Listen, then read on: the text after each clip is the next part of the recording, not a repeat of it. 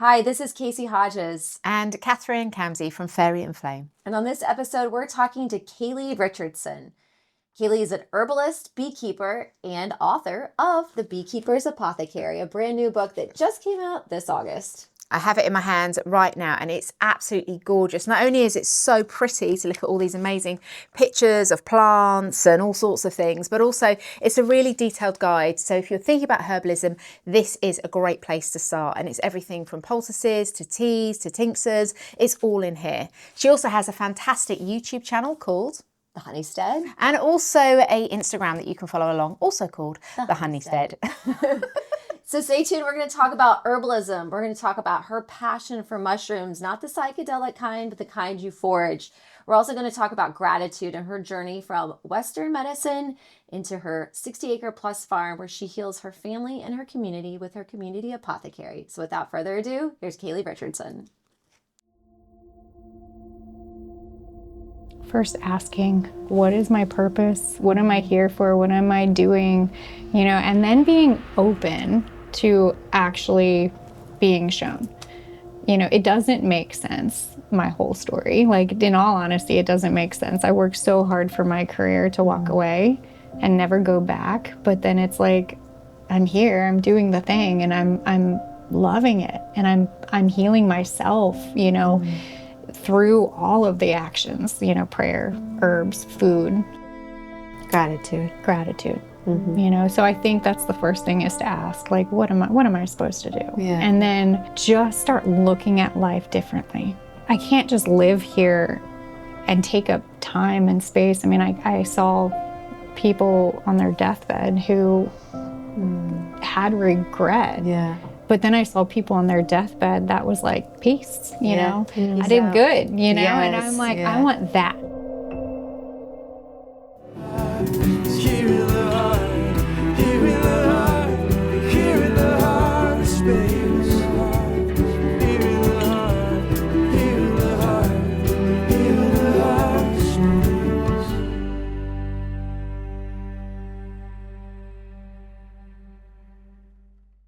Kaylee, okay, I'm so excited. So I heard a little bit about your story, but I want to hear your story from childhood to adulthood and how all of this kind of came to be. So will you just do the origination story for us? I can. So I grew up feral. I mean, I grew up in the mountains, like of Linden, Virginia was home.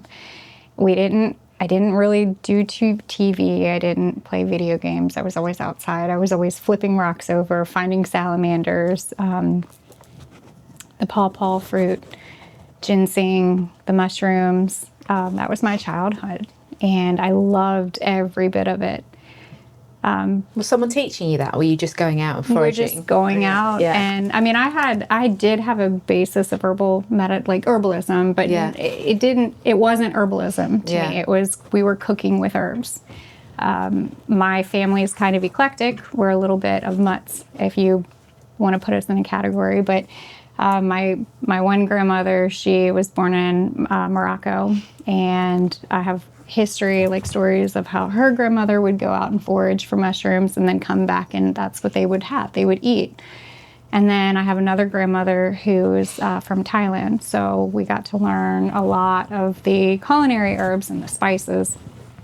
So in this little 2-bedroom, 1-bathroom mountain home is where it all started. And having tea, having catnip, to calm my belly. That was part of my of my life.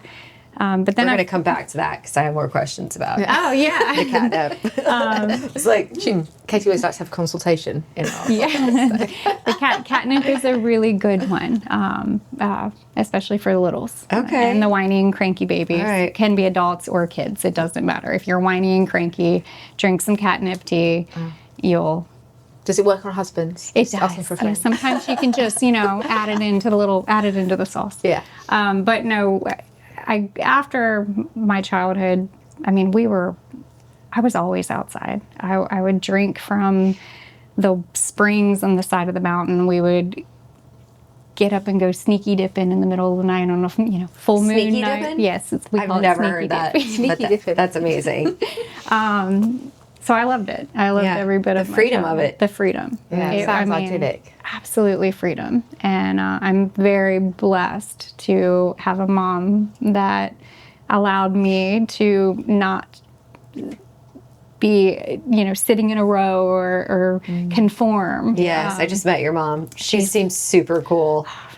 She's the coolest. I hope to continue to have that relationship with my daughter, like her and I do now. So we have a good relationship. But of course I grew up and I got married and moved away and lived in Kansas for a little while. My husband was in the Army. He did two deployments to Iraq, and then Thank you. yes, he's home. He's safe. Which the herbalism has even helped, even in that aspect, just from some of the things that he experienced. Oh, really? Okay. Yeah. Well, So we circle back to that too. That's the mushrooms. Okay.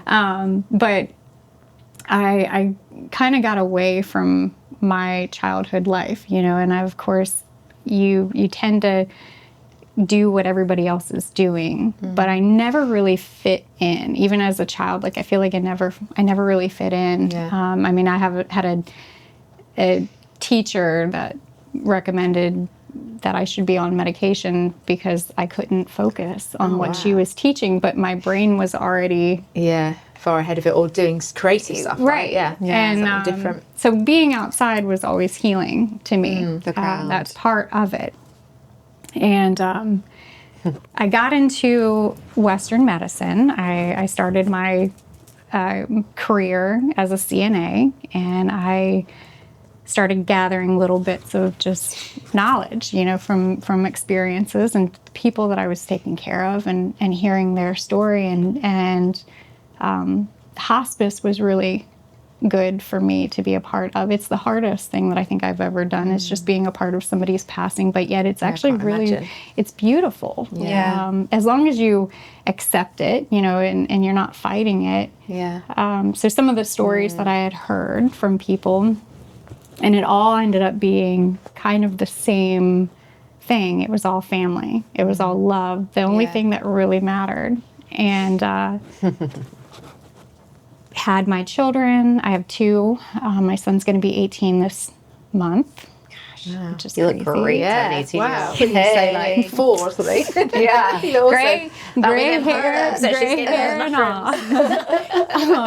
I do put honey on my face. Honey? Just saying. So Really? Yeah. We need a consultation on the honey as well. Oh, Wow. okay. We're circling back to that. Yeah. So You're not just circling. don't put it on your face and then walk outside if you have beehives near the area. Just saying, that's the lesson I've Oh, because they're what happens? So you just put it like a mask? Yeah, I make Every night. I not every night, but She's it's not something sleeping in that. that be a little sticky. My dog would love that. That right? No, but you can grind down rose petals and then mix it in with the honey and make a mask. You're like an actual real fairy. That is amazing. We're doing all the things. So what happened whenever you went outside with the honey on your face? The bees love will to come come. in. Oh, so they just were circling you. Correct. So Yeah, they they- want to eat it. So Okay. just saying, don't do that. So you just have to lie there with the rose petals and the honey I mean, all it night. forces you to relax. Oh, so, wow. and you get a cup of tea and sit down, and even if you lick your lips, that you can have the rose, and you can eat the rose, and Oh, wow. it's good for you. Might look a little scary to somebody if they have never seen it because it's red. But that's what. Is it any honey, or is it Manuka honey, or So I use mine. your own honey? Yeah. Right. Yeah, I can't cheat on my girls. Yeah, So- of course. Wow, I love that. I've never heard of that. Yeah, no. It's When you fun. were little and you were doing all these things, were you like one of those kids that you weren't scared to just try stuff? Oh, Were you- 100%. Yeah, I'm kind of that way. Yeah.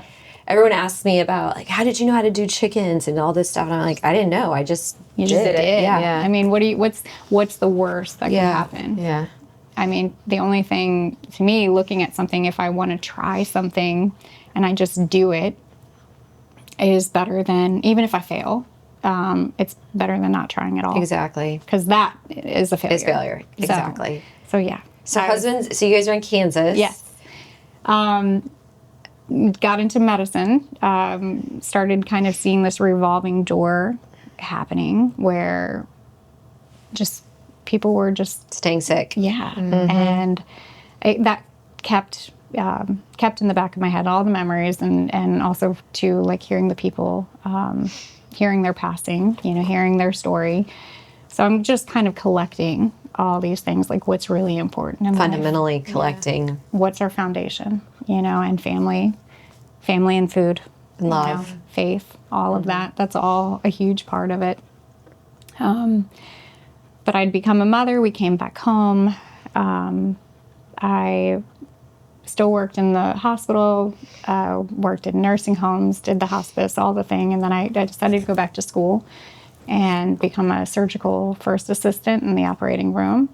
I started, again, completely fascinated with how the body works. Once you start learning how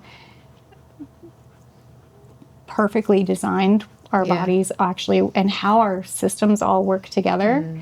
So that knowledge was wonderful. Yeah, I bet. I mean, I definitely cannot pass any of those stories up.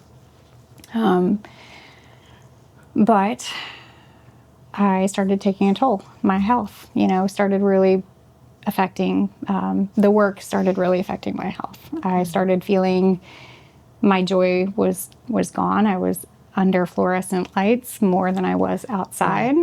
And in a random moment, after many years of doing that, my husband and I both came to the agreement that, hey, maybe I should go down to PRN and just work as needed instead of full time. At that point, I was already raising our food. I was already, we already had our farm. I had bees. I was doing all of this and then still doing that. But what I was lacking was the really just taking care of my own health.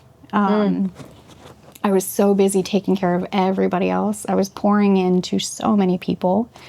At work and at home, and it got to the point where I just went down to PRN, and What's PRN? As needed. Okay. So instead of just working and being on call, like it was just, hey, if you need me, I'm going to come in. You can schedule me, but I could say yes or no if I wanted to, and that definitely was a God moment for me, because pretty much the next day, COVID started really affecting our healthcare, and in all honesty, I never went back. Oh, really? You never at all? You didn't even do the occasional days, no, because of COVID? I never went back. And funny. I was able to be a mom. I was able to pour into my children who their life was flipped upside down. Yeah. And in that moment, it was like, okay, I really realized again, like, what's important. And that's faith, my family, and again, the food. So I really just poured into that. Yeah. And I started documenting what I was doing. I mean, I didn't care who was watching, but I realized that people, they started living vicariously through me, through the channel. And Man, the timing of that, I remember it was just like, that's when I got my chickens. Yeah. That's when everyone was kind of going back outside if they could. Yeah. You know what I mean? Everyone was kind of having this like super grounding moment. nobody knew what to do. No. We talked about this the other day. It's still something today that I do if things start to feel too hectic and when around me is slowing down, I slow down. And it's amazing how, like, when you put on the brakes, how everything else just kind of, Yeah. And that's what COVID did. It took us all. Yeah, it made everybody slow down. Yeah. And everyone did. focused on their homes and their food. And so, yeah, you hit it right. I mean, it was just perfect timing. It was perfect timing. Divine timing. Yeah, exactly. And so then I started realizing this pattern, with content creators, and it was, again, like, we're going to play into people's fear. And what does that do? Yeah. When you're afraid, you're stressed out, that your adrenals are completely all over the place. And so I just turned it off, and I started picking up foraging books instead. I turned the noise off and just started really focusing on outside. I went back to school to become an herbalist. I started working with people in this little yurt apothecary in beautiful area not far from my home. My herbal school teacher, she was such a blessing because nobody really knew almost like how to do, but it was still, I don't know, there was definitely healing in that yurt.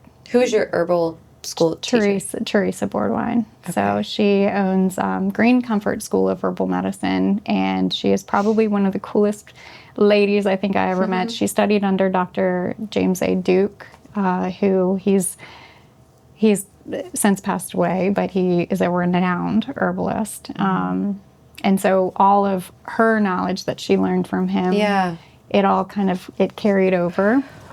When did herbalism start to go up, and then Western medicine start? Do you know what was the impetus of that?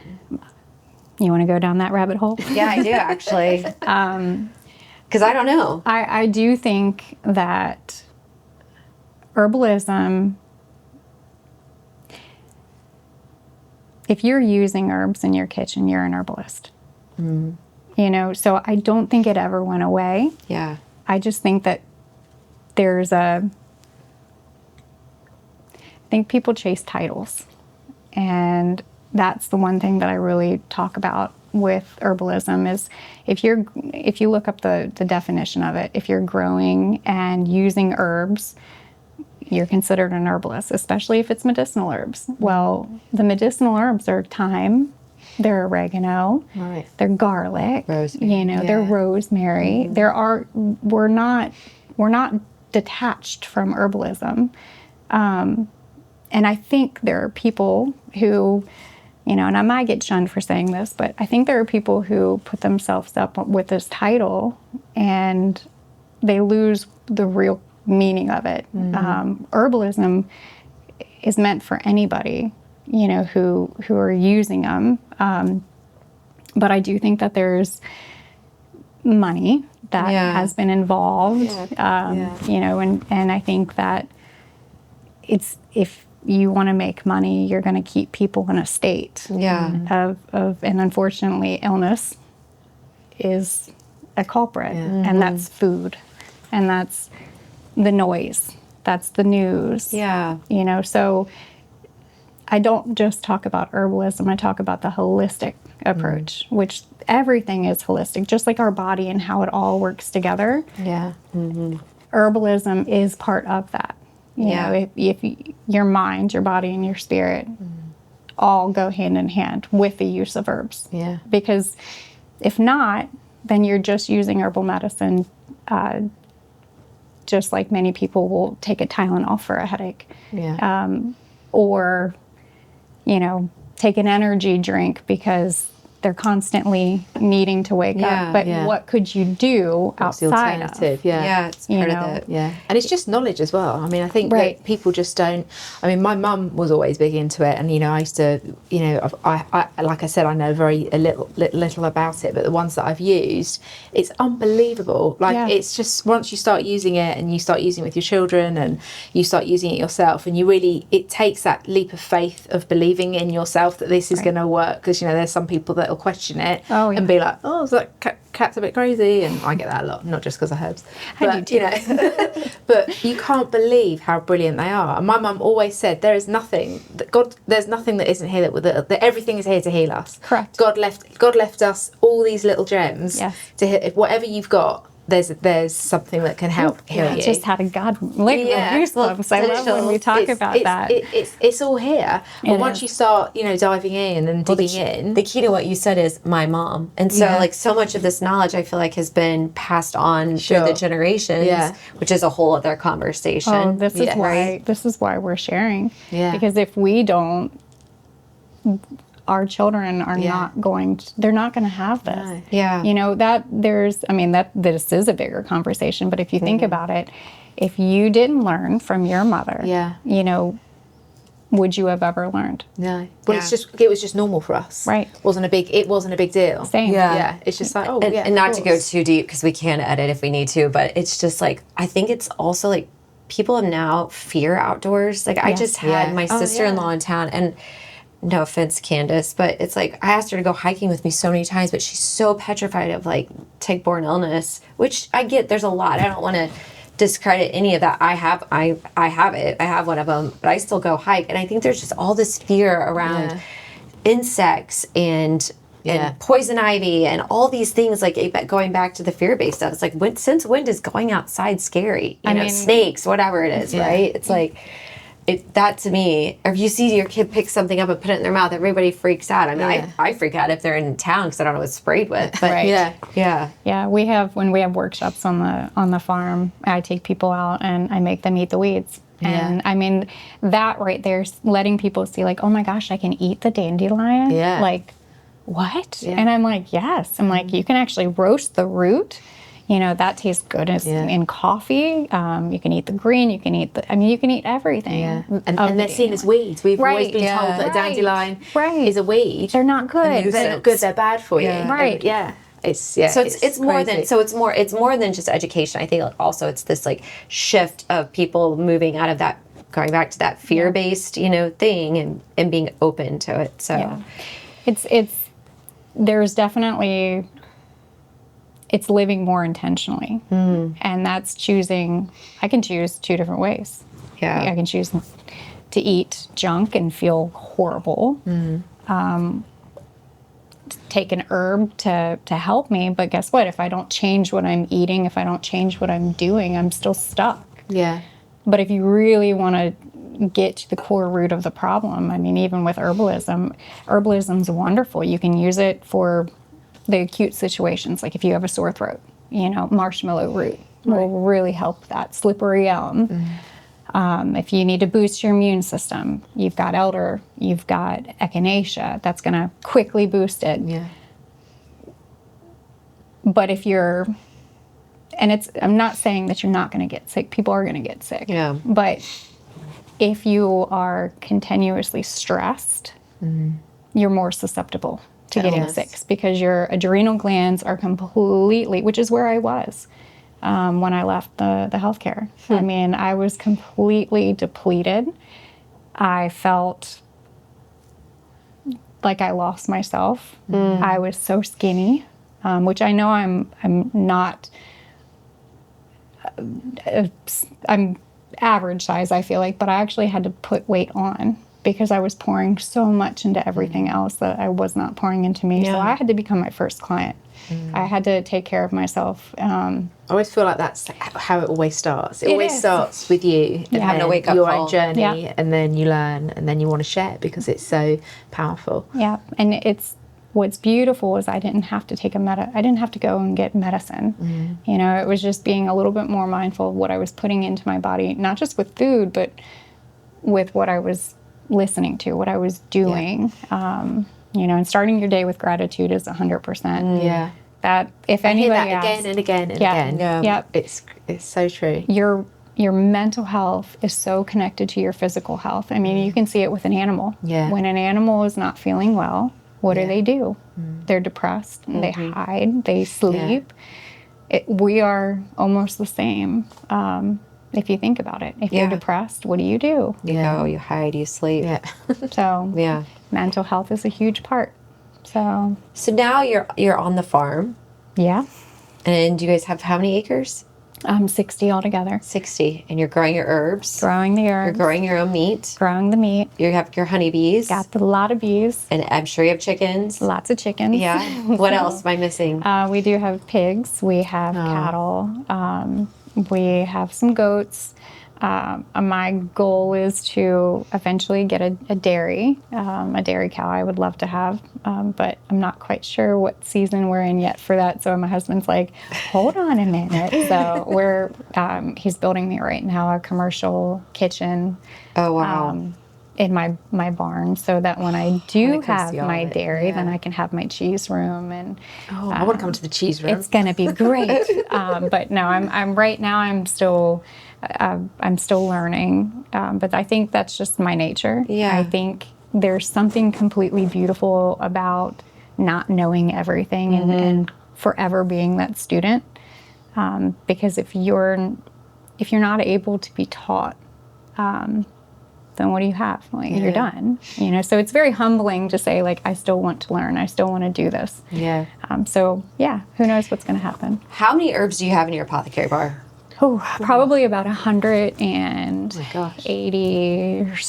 180-ish. Holy So, and some, 180. a lot of them are foraged, Wow. and some the are farm. grown. Yeah, and we do source some if I can't.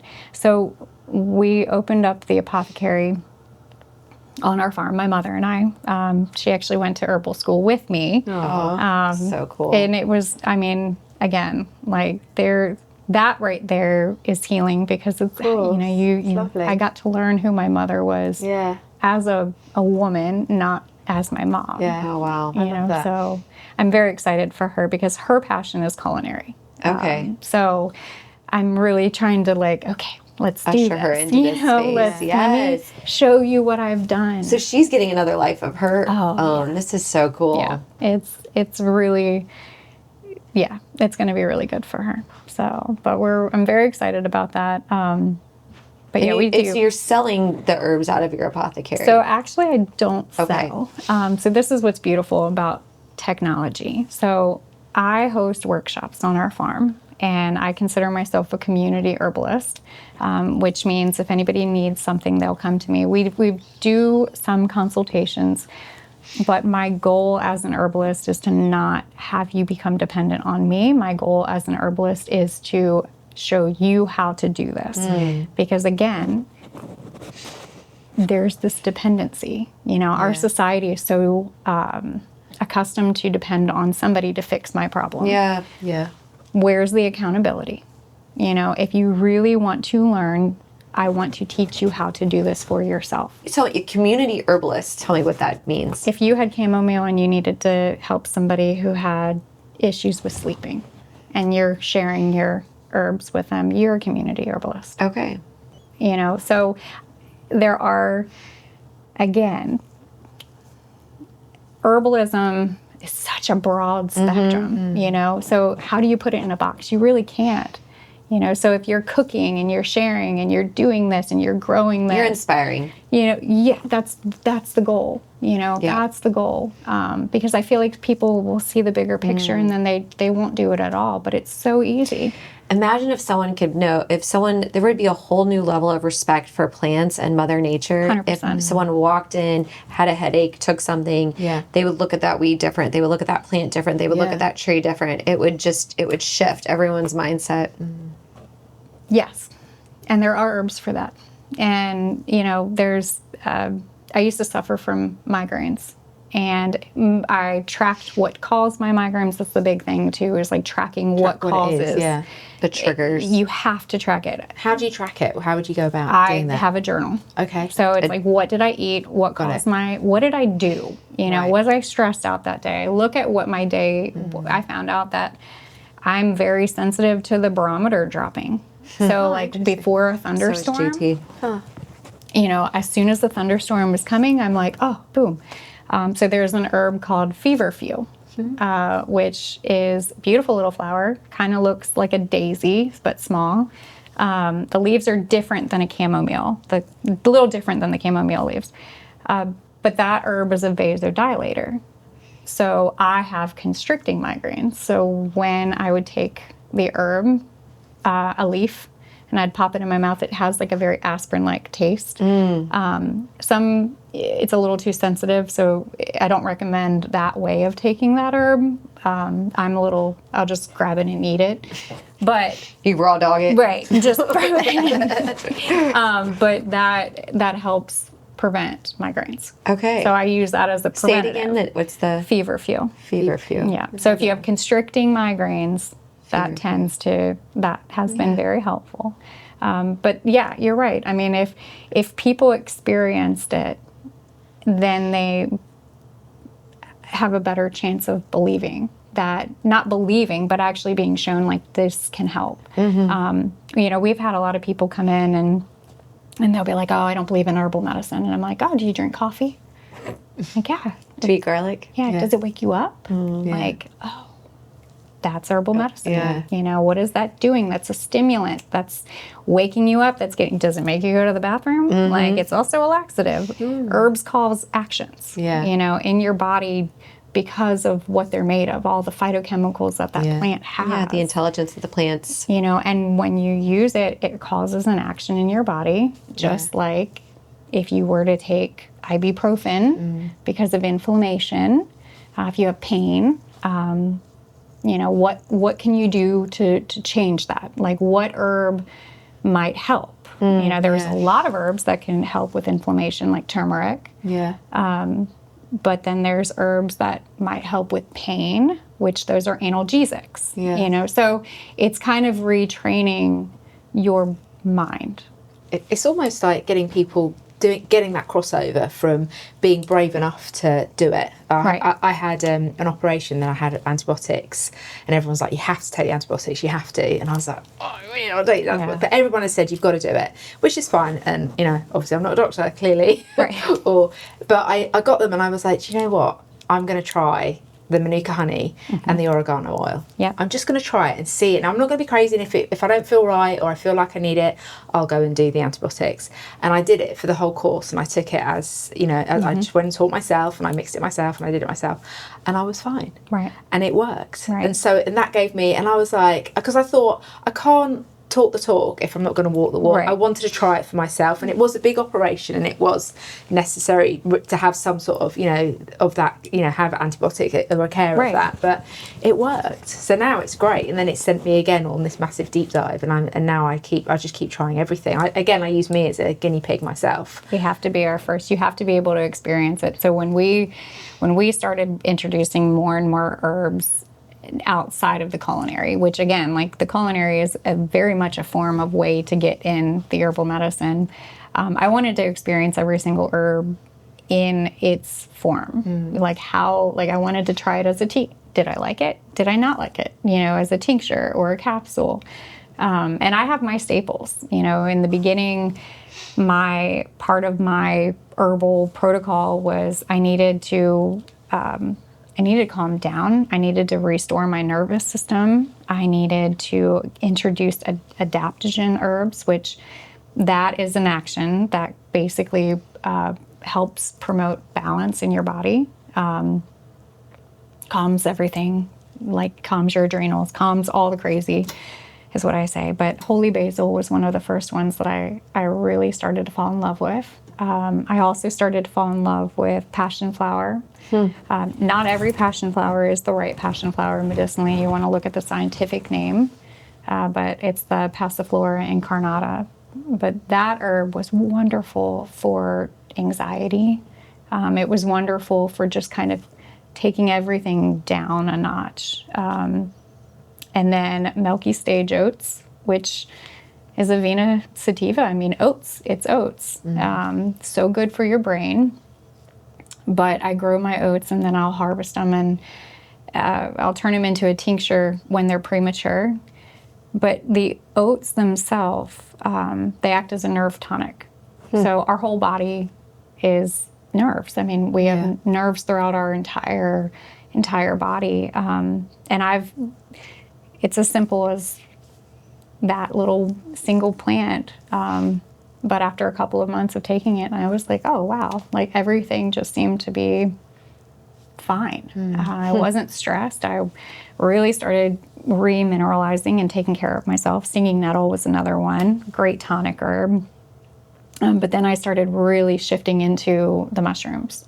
And that's primarily my main herb that I use is medicinal. Let's talk about the mushrooms. Mushrooms are wonderful. Yeah, we put she's got a little mushroom behind her head too. Oh yeah, there you go. I know. So and I too gave up coffee a long time ago and started drinking mushroom tea, and it changed everything. It's so I wish I could get my husband to stop drinking coffee. See, I do like a cup of coffee. That's fine. But I love to sip a little bit. I think I love the smell of it more. Oh yeah. Or maybe it's the action, like I'll, heat up my water with my kettle and then I'll pour over. my coffee, and oh, it's so good. What kind of coffee do you drink? I'm not as picky, but I try to focus on like some organic. We have a gentleman that started roasting coffee kind of fairly locally, so I try to source local. Okay. So I'm kind of excited to see what he ends up doing, but I like the dark stuff. Yeah. So tell me about the mushroom journey. Like, what was that? Like, how did you get into mushrooms? I know you say you foraged, but... Yes, always foraging. I mean, we have a lot of wild mushrooms around us. And I started blending my own at home because I started realizing the benefit of the lion's mane, which we have lion's mane that grows in abundance on our property. wow. Oh, that's nice. It's wonderful. Yeah. And some Yeah. of them are Oh, wow. I love that's lion's cool. mane. Oh, when you do the steaks of it. Yeah, Yeah. so good. So I started, using the reishi. I started using lion's mane. I started using turkey tail, mainly because of all of their properties and how I needed to support my own health. The lion's mane really helped me with focus. The turkey tail helped really just kind of boost my immune system. It also has cordyceps. Cordyceps is just that natural energy without feeling the anxious jitter. Yep. I love that. That is wonderful. It keeps me going. Focus. And it keeps me like, because I wake up and I go and I don't stop until Same. I'm done. And in order for me to do all the things, run my business, run my farm, share, offer the course, help people, I'm like, I got to pour into myself. So adaptogens, the mushrooms, again, huge part of my own health story. But And how you have your own blend. Where did we put it? Yeah. Grab it. Yeah, go grab Okay, that. perfect.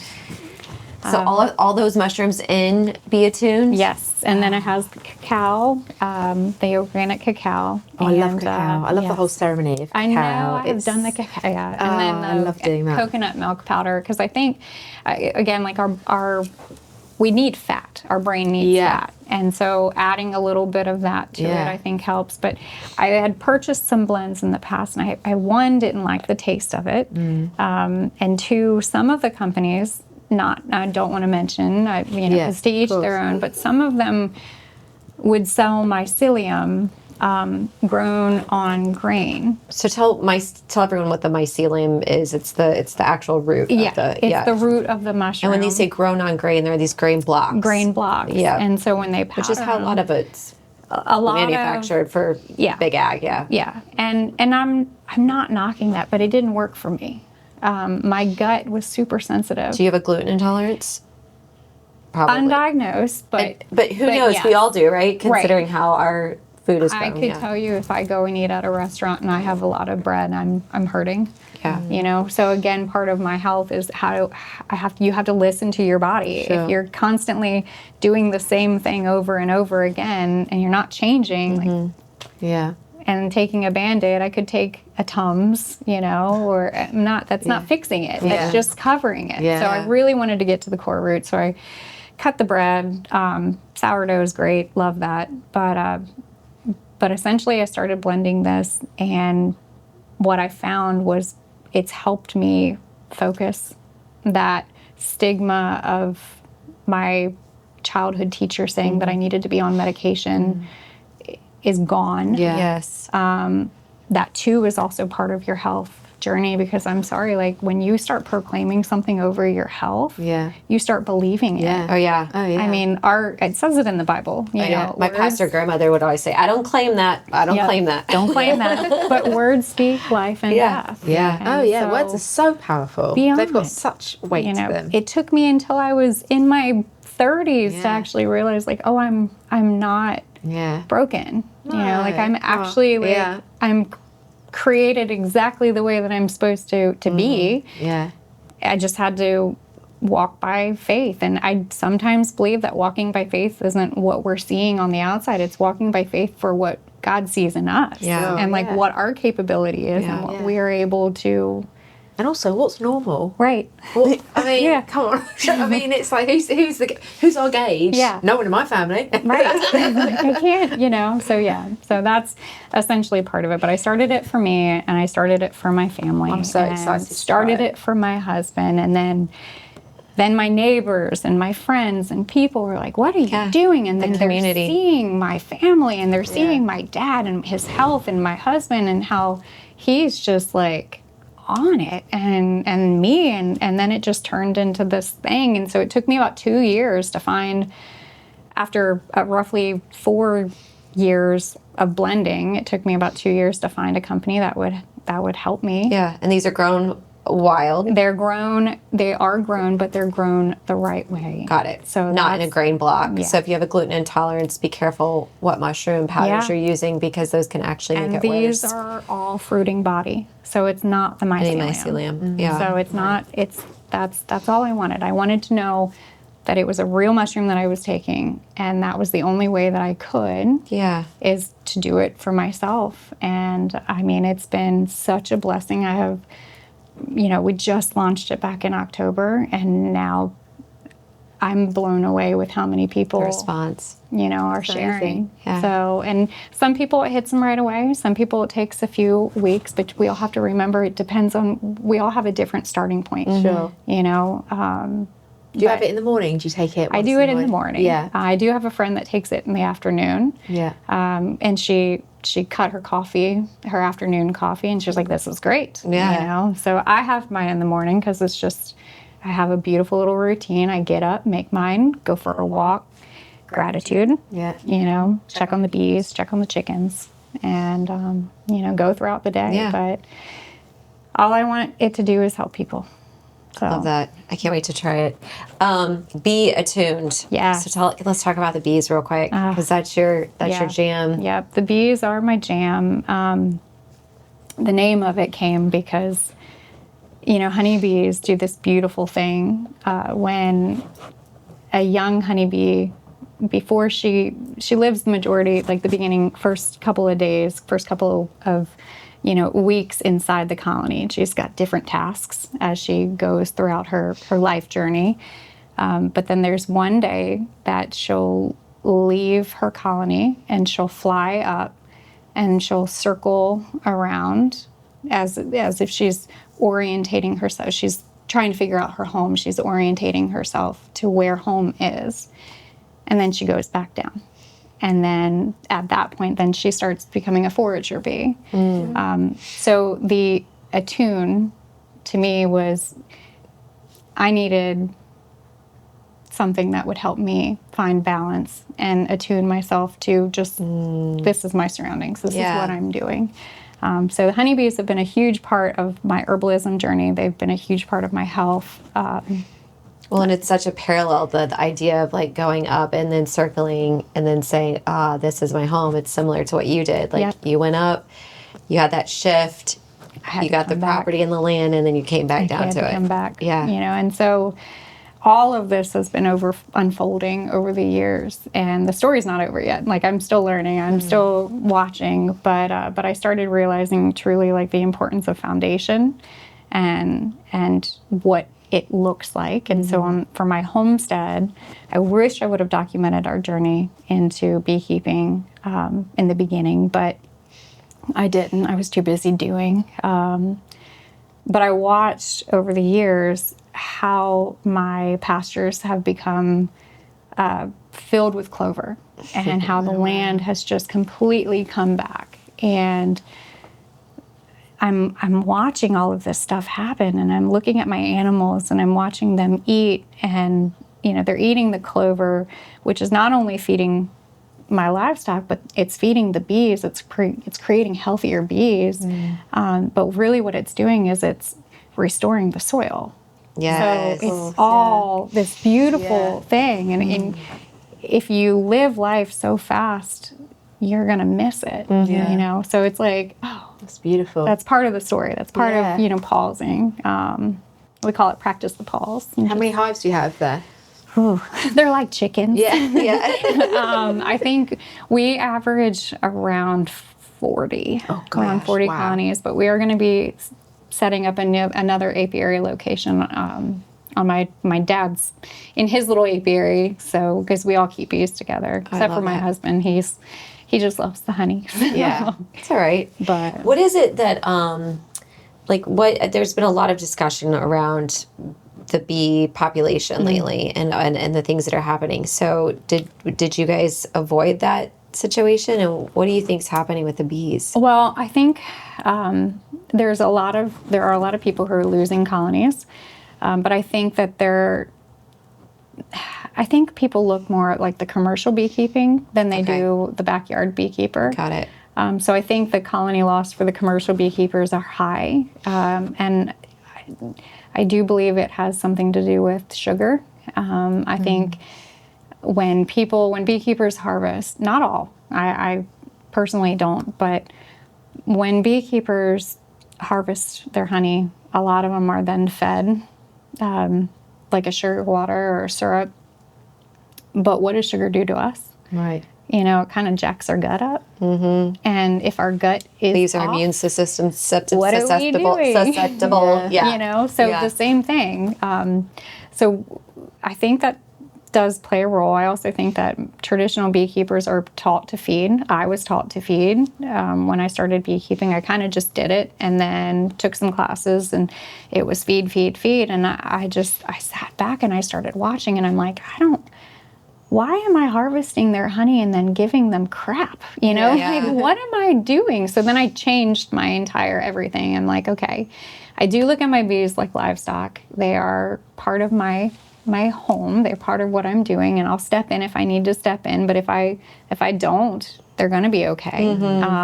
So I'm hands on, hands off. But we did experience this last year in Virginia, a lot of the smoke from all the fires in Canada. And I sat back, and I could have easily taken all the honey and harvested, and we'd probably get, a couple 1,000 pounds of honey, and I chose not to. Yeah. And I was like, I think with the way the smoke is, because bees essentially, the smoke distracts them. If they think that's why beekeepers will use the smoker. Right. It doesn't calm them down. It makes them think, oh my gosh, my house might be on fire, so I'm going to pull in as much honey as possible if we have to leave. You pack your bags and go type of thing. So I chose not to do a honey harvest, and we actually came out with 100% survival rate. Wow. And so, That's awesome. Does it mean that stupid question? No. Not beekeeper. Does it mean that they just eat that honey then? So it means they have to work. They don't have to work as hard. Is that essentially what happens? Yes. Right. And when you're going, so I harvest, if I were to harvest, I harvest at the end of June, mid to end of June. And then our area, we have a second nectar flow. So we have our spring nectar flow, and then we have, and I'm sure you have it too, when the goldenrod starts to bloom, that's your second nectar flow. The fall. Correct. So some will harvest a little, either once or twice a year. I only try to harvest once if needed, which we do. I mean, that's part of my health. Like, I take honey every single day. But yeah, if you take it all, what are they going to have? Yeah. So we'll take a little bit, but we leave them with the majority. And, that's just the type of beekeeper. Everyone says, there's this big marketing, and it's around local honey, right? Yes. Making sure you eat your local honey. But if you live somewhere and there's like, well, first of all, what is local? Like, how is local? Does that mean Tennessee? No, same plants. Okay. So think about the plants. Like, if I were to get honey in California, it's going to be different plants. Would it still be good for you? Yeah. I mean, raw honey, unpasteurized, just completely raw, straight from the colony is so wonderful. Better for you than store honeys, and I'm not knocking them. You get what you get, but to me, your local honey is the bees are the original herbalists. They're the ones going and actually bringing in the nectar and the pollen from the plants that are around you. And most herbalists will say the plants that are around you are the ones that you need for your health. So yes, the raw local honey is the best. So much better for you. So than anything. Plus, it helps support a beekeeper and keeps them going. By buying honey, then they can buy more equipment, and it's not cheap. I mean, it's not cheap. So I didn't realise that with bees, we just learnt this recently with a friend of ours, that people get bees and they put them on trucks and they travel them around. Yes. I was like, Yeah. that seems crazy. Were you there with that for that Yeah. conversation? Yeah. I mean, that's like brand new information to me. So how stressed those bees must be, and It is, and that's that fine balance. Without the bees going and traveling, then we don't have the food. Yeah. So at what point? Yeah, where do you have? Yes, You know, yeah. there's a fine line. I mean, there really is such a fine line. But yeah, you know, there's. I think a lot of the beekeeping loss is mainly based off of commercial, and not as many backyard beekeepers. Same thing with chickens. I Yeah. mean, I saw everyone buzzing about the bird flu, and I didn't lose a chicken. It was, you know, so, I mean, and I guess that's the point. If all of us could just bring in a little bit of it, whether it was like the herbs, or whether it was just having, you know, one colony, or whether it's getting chickens, it's just bringing in one little thing that you can kind of ground into, right? That gives you that connection. And then once you get one, maybe you can add on another one and add on another one. Like now I feel like I'm ready for bees. Yeah, bees are probably, I mean, they're my favorite. Yeah. You know, I'm ready for you to have bees. Yeah. So I can have honey. We all have honey problems around here. bees are probably my absolute favorite. I mean, I not only is the honey healing, you want to talk about gut health. I mean, taking raw honey on an empty stomach. Yeah. And then pairing that, adding a little bit of bone broth afterwards, sipping on that. I mean, that's so good for your gut health. But It's funny, I did it with my dog as soon as he hurt his leg. The first thing I did, I said to Bliss, because I coloured in phrases and talked to him and did all the things, and then I gave him some honey, and it took the shock away. Yeah. Like, it was the first thing. My friend was like, "What are you doing?" I was like, "I don't really know what I'm doing. I'm trying not to cry is what I'm doing." But it was, and it completely changed it. It calmed him down and gave him that little bit, because in England you'll be like, you need a sugary cup of tea. Yeah. That's what we do in England. If everyone's had any shock, I'll get you a cup of tea. So I guess it's just that again. true. It's back to my mum again with her subliminal it's messaging all the time. Yeah. Yeah. true. No, I love that. Yeah, honeybees are cool though. Yeah. They do a lot of healing, not just the honey, but just being in the hive. Yeah, just the literally the hum, The of vibration. the vibration. Oh gosh, you want some good therapy. Get Yeah. into a colony. Are you wearing a bee suit? Yeah, I Okay. do. Sometimes I don't, depending on like what we're doing. But when I document, I do wear a bee suit, because I don't ever want anybody to be like, "Oh, Kaylee does it. I'm gonna just get into Right, yeah. hives." I'm Right. like, no, I know my girls. Like I know their attitude based off of the smell, their sound, their vibration, the weather. You know, there's a lot of factors, but it takes many years Practices. of just being in the colony. You've So- been stung. Oh yeah. Which is another part of therapy. You Right. know? I mean, bee venom therapy is A whole thing. Yeah. it's a whole thing. So, but You said earlier. You said your dad. It healed your dad. yeah, What was your dad sick with? my dad was diagnosed with cancer right before COVID. Really, well, pretty much right when COVID, and this was mushrooms, which is one of the main reasons why I started blending the mushrooms, because the cancer that he had, it seemed to be growing really rapidly, and the location of it, and knowing that he wasn't going to get it removed for months, I was like, you're getting started on these mushrooms. You know, the beta glucans and turkey tail have shown there's documentation of this. And so I had him on the mushrooms pretty much right away. And by the time that he actually had his surgery, they did go ahead and do remove the lymph nodes, which is standard, you know, if it's where it's at. But long story short, it hadn't spread to the lymphatic system, but it, again, that and prayer and all the things. I mean, which again, it all works together. It all works together. It's a collective. Yeah. So remove the sugar. Stop feeding this. Let's go for the good food. Let's use the mushrooms. Let's get to prayer. And he's doing remarkable. That's awesome. Amazing. He's such a funny man, but I just love seeing him come into his own element. What kind of cancer was it? It's a very rare cancer, but it was essentially in his mouth. I have it all written down, and the pronunciation, I'd probably botch it anyways, but it was a little scary, you know, and when you're in this waiting period, what do? You know? And so You try. we try. You do Yeah. something. You do something. You don't do nothing. Just do something. So Yeah. So on the pod, we talk a lot about the collective conscious and how we're all connected. And if we could all, if the goal of this podcast is that people understand what that means, right? And we spread the word of the collective conscious, that this dog is has the same level of respect from the world as this plant as I do, right?